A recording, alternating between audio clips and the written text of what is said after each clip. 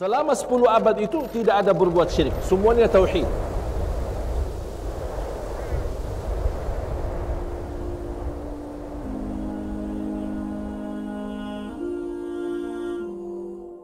Sebelum kita masuk dalam cerita kelahiran Rasulullah SAW, harus kita mengerti dan memahami kondisi dan keadaan yang terjadi di Makkah. Makkah itu tanah suci. Bagaimana cara dan sistem Allah menjadikan Makkah tempat yang diagungkan oleh manusia. Pertama orang yang membangun Al-Ka'bah siapa? Yang membangun Al-Ka'bah pertama kali siapa? Nabi Adam. Orang sering bawa kata Nabi Ibrahim. Nabi Ibrahim alaihissalam mengulang bangunannya. Habis terjadi banjir besar di zaman Nabi Nuh alaihissalam, hancur Al-Ka'bah dan banyak tempat-tempat yang dah hancur. Allah memerintahkan dan mewahyukan kepada Sayyidina Ibrahim alaihissalam untuk bangun Al-Ka'bah kembali. Tapi yang pertama membangun Al-Ka'bah Sayyidina Adam alaihissalam. Dan terbukti dari banyak ayat dan banyak sejarah-sejarah para nabi, semua para nabi dan rasul sudah datang ke Makkah itu. Berarti semua para nabi dan rasul sudah haji. Walaupun cara haji itu berbeda dengan syariah Islam sama syariah yang terdahulu. Rasulullah SAW bersabda di hadis sahih, "Ma min nabiin illa wa hajjal bait." Tidak ada nabi sudah haji. Semua.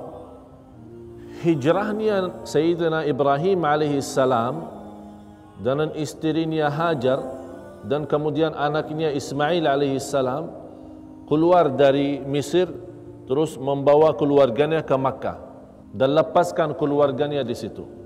Sambil isterinya berkata, "Wahai Ibrahim, kamu tinggalkan kami di sini, siapa yang urus?" Nabi Ibrahim alaihissalam diam. Sampai 3 kali ditanya sama isterinya. Yang keempat isterinya berkata, "Apakah ini perintah Allah?"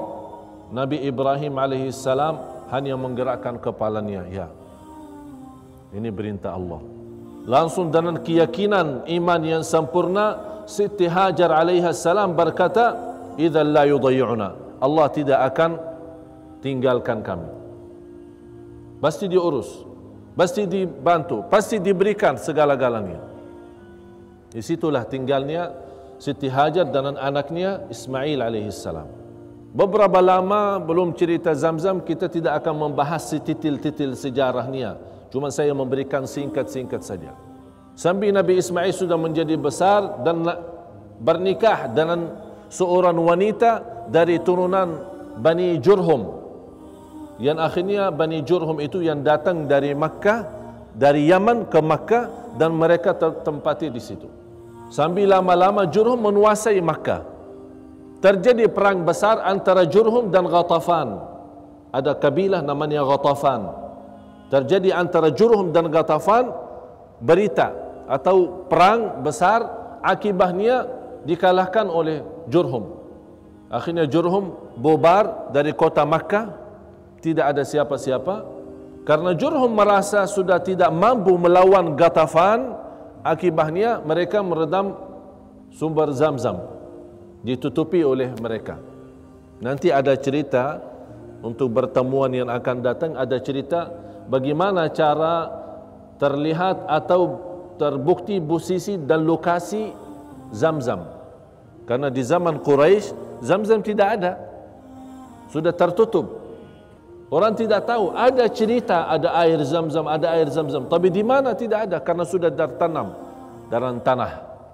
Disitulah muncul cerita-cerita sampai Ghatafan menguasai Makkah. Ada riwayat 400 tahun, ada riwayat 500 tahun. Akhirnya kembali kekuasaan Makkah itu kepada keluarga turunan Nabi Ismail. Mulai dari Qusay. Habis meninggal Qusay diserahkan kepada Abdi Manaf. Habis Abdi Manaf diserahkan kepada Hashim. Habis dari Hashim diserahkan kepada Abdul Muttalib. Habis Abdul Muttalib diserahkan kepada anaknya Abu Talib. Inilah ceritanya bagaimana keluarga Rasul bisa dan boleh menguasai Makkah dan membantu para jamaah haji. Terjadi di Makkah banyak peristiwa. Orang Arab yang ada sekeliling Makkah sangat mengagungkan Al-Ka'bah.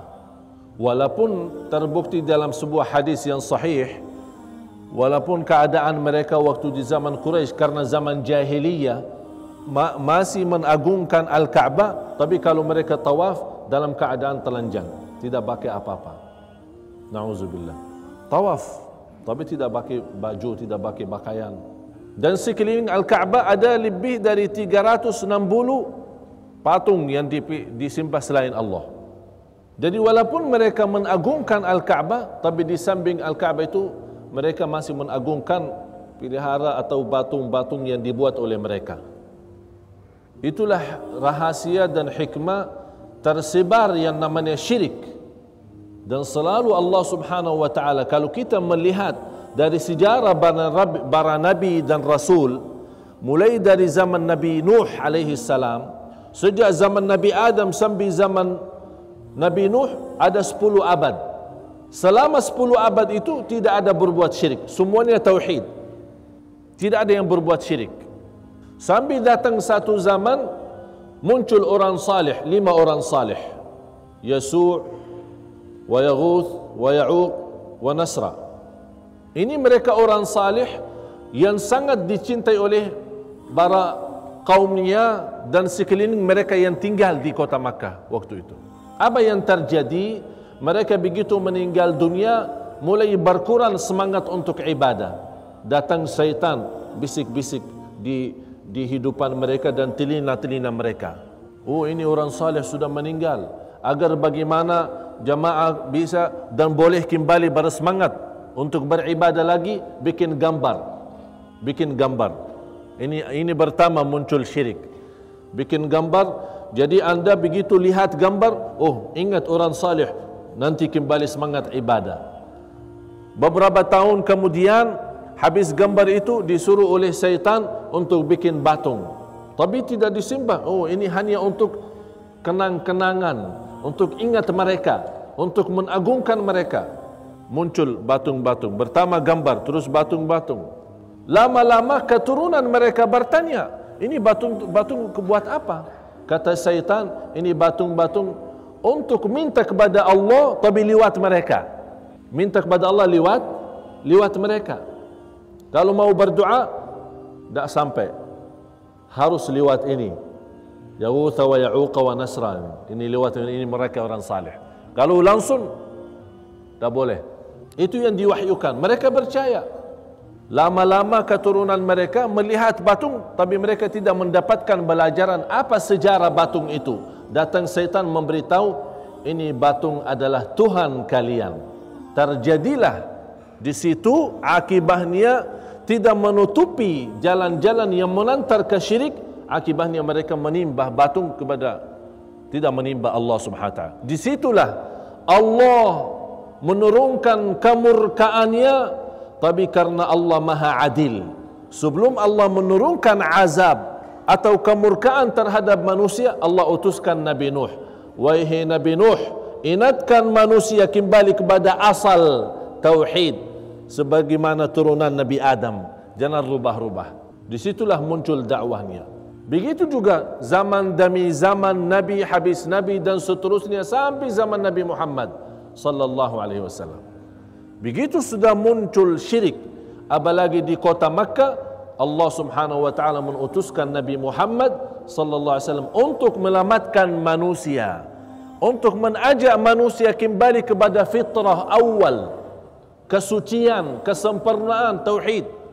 La ilaha illallah.